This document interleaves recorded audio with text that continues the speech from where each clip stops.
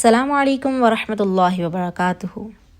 Welcome to day 1 of our Ramadan course. In this course, we will learn how to spend Ramadan according to the Quran and Sunnah. Alhamdulillah, Allah has given us another chance to witness Ramadan. Many people who were with us last year are not here today. This reminds us that Ramadan is a special gift and a precious opportunity to change ourselves and return to Allah Almighty. We should also thank Allah for our health before illness. As long as Allah has given us strength and energy, we should use it in His worship and obedience. Today, in our first lesson, we are going to learn one verse of the Quran with short tafsir, one authentic hadith and its lesson, a story that teaches us character in Islam, one sunnah of the day to practice, one Quranic dua for Ramadan. Ramadan is not only about leaving food and drink, it is about purifying our hearts, improving our character, and getting closer to Allah Almighty.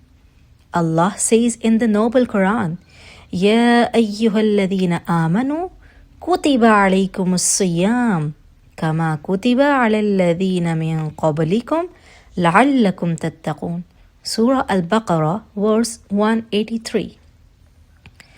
O believers, fasting has been prescribed for you as it was prescribed for those before you, so that you may attain taqwa. In this verse, Allah honors the believers by calling them directly. Fasting is not a punishment, it is spiritual training. Allah tells us that fasting existed in previous nations too. This shows that fasting is a great and universal act of worship.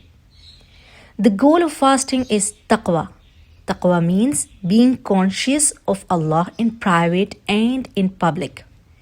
When we leave halal food and drink for the sake of Allah, we learn to leave sins and bad habits as well. Ramadan is a training program for the soul. It teaches patience, discipline, and self-control.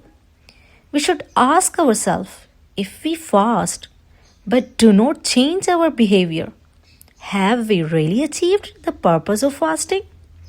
The Prophet Muhammad, peace be upon him, said in a hadith reported in Sahih al-Bukhari, مَنْ لَمْ يَدَعْ قَوْلَ الزُّورِ وَالْعَمَلَ بِهِ فَلَيْسَ لِلَّهِ حَاجَّةٌ فِي أَنْ يَدَعَ طَعَامَهُ وَشَرَابَهُ.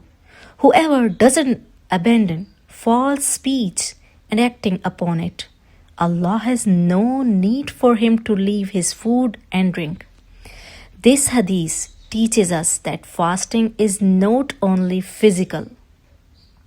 False speech includes lying, gossip, backbiting, arguing, and hurtful words. If a person fasts but harms others with the tongue, the spirit of fasting is lost. Real fasting is fasting of the tongue, the eyes, and the heart. During Ramadan, we must protect our speech and behavior. We should ask ourselves every day, are my words pleasing to Allah Almighty? There is a powerful story mentioned in Musnad Ahmad. A man came to the Prophet, peace be upon him, and mentioned a woman who used to pray a lot at night and fast a lot during the day, but she harmed her neighbors with her tongue. When the Prophet, peace be upon him, heard this, he said, she is in the fire. Then he mentioned another woman who did fewer extra acts of worship but didn't harm anyone. The Prophet, peace be upon him, said, she is in paradise. From this story, we learned that Islam is not only about rituals. Islam is also about character. A person may worship a lot, but if their behavior is bad, their worship is incomplete. Ramadan comes to soften our hearts and improve our manners. The best Muslim is the one from whose tongue and hands people are safe. Let us take a moment to reflect on our own character. The sunnah of the day is to hasten in breaking the fast. The Prophet Muhammad, peace be upon him, said, as reported in Sahih Muslim, لا يزال الناس بخير ما عجلوا الفطرة. The meaning is, people will remain upon goodness as long as they hasten to break the fast. Another narration in Sunan Abu Dawud mentions that the Prophet, peace be upon him, would break his fast with fresh dates. If fresh dates were not available, he would eat dry dates. And if those were not available, he would drink water. This sunnah teaches us obedience and balance. We should break our fast immediately at Maghrib and follow the way of Prophet Muhammad, peace be upon him. Even in small details, the time of iftar is also a special moment when du'as are accepted. So we should make sincere supplication. Now we learn a Quranic dua for today. Allah teaches us to say the dua, which is the dua of the first Ashra of Ramadan also. Rabbi ghfir warham wa anta khairur rahimin. My Lord, forgive and have mercy, and you are the best of those who show mercy. The first 10 days of Ramadan are days of mercy.